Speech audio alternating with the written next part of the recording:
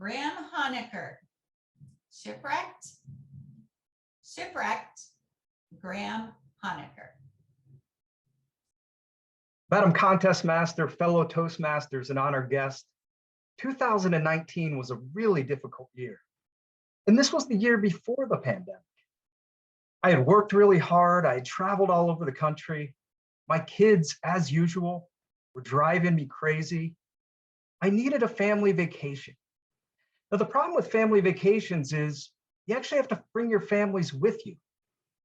But nonetheless, I still had a vision. I had a vision of what that perfect vacation could be. I saw the sun. I saw the ocean. I saw myself drinking from a pina colada. I saw myself coming back with a golden bronze tan. Well, maybe not a guy like me. And then one day it came. It came in the mail. An invitation for a Disney cruise line. This was perfect. The Magic Kingdom on the open seas. What could be better? And so I opened my wallet really wide, and I paid for a 1 week's vacation in the Caribbean. And let me tell you, it was the worst experience of my life. And I want to tell you, as my friends plead with you, never, ever go on a Disney cruise in your life. And there are 3 reasons why. The first reason, the people. Folks, we have a major overpopulation problem in this world. We have 7 billion people. And the good thing about going on a Disney cruise is it offered a new view of a new form of birth control. Because after being around kids 24/7, you're never going to want to have kids nor be around them ever again. It's a small world, all right. And I quickly realized I wanted no part of that world. There was the crying, the whining, the screaming. And that was from the parents having to deal with these brats. Now, folks, if you are foolish enough to go on one of these cruises, pay attention to the safety instructions. You know those things we don't care about when we get on airplanes? You want to know where the life vest is, where that life raft is, because about 20 minutes in, you want to get off that cruise. Trust me. Another issue is this. The Wi-Fi on these cruises is very spotty, the Wi-Fi for your phones. So you have little kids running around, upset, not because they haven't met Mickey Mouse yet, but because they haven't been able to check TikTok and Facebook in the last 10 minutes. It's even a problem for adults. You have adults who have to go out to romantic dinners and who actually have to look at each other and speak to each other rather than play with their phones. And when my kids misbehaved, which was early and often, I couldn't just give them an iPad and tell them to go away. Now, the second issue is this, the finances. You know, they say Disney's the happiest place on earth. And it is. If your last name is Disney and you're a descendant of Walt and getting a cut of the proceeds. It's the Magic Kingdom, all right, because just like that, your money's gone. Now, if you are crazy enough, again, to go on one of these cruises before you leave, invest in these, okay?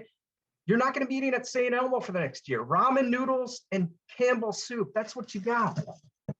Now, look, there is a way to get Wi-Fi in these cruises, but you've got to pay about $20 an hour to get it. So I did decide to buy it because I wanted to give my kids away and get my iPad and tell them to get out of here. $20 a minute. Halfway through the cruise, my credit card company called and said, "You're over your limit." So the 10 minutes I spent on the phone with them cost me another $200. And the things we take for granted, my fellow Toastmasters, things like sunscreen. These cost $5 at your local CVS. They're about $30 on a Disney cruise. Now take a look at me. Even through the Zoom screen, I'm whiter than Casper the Ghost. I was going through these like crazy and burning a hole in my pocket. They said that Blackbeard was the greatest pirate baron of all time. He's got nothing on Walt Disney.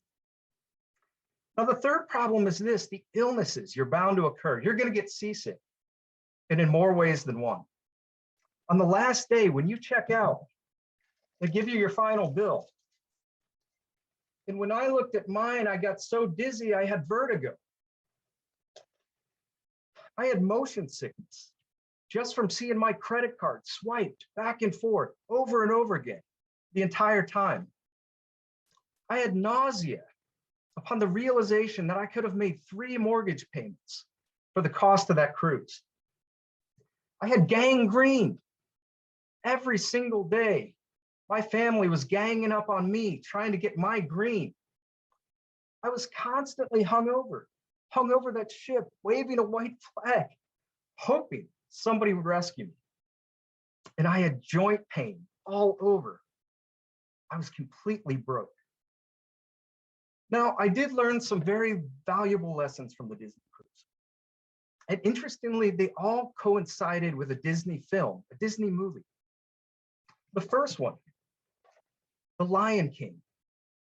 After being around kids for one entire week, I realized why some animals eat their young. There was Toy Story. This was my story. All I did all week, buying toys for my children. There was Dumbo, a self-reflection I made of myself, feeling so stupid about investing in that cruise. There was Frozen. What happened to my credit card halfway through that cruise? There was Honey, I Shrunk the Kids. I wanted to shrink my kids and do a lot of other things to them that really aren't appropriate to say in this speech. There was The Parent Trap. No explanation needed. And finally, there was that one place I would have rather been than to have been on that Disney cruise. 20,000 Leagues Under the Sea. Madam Contest Master.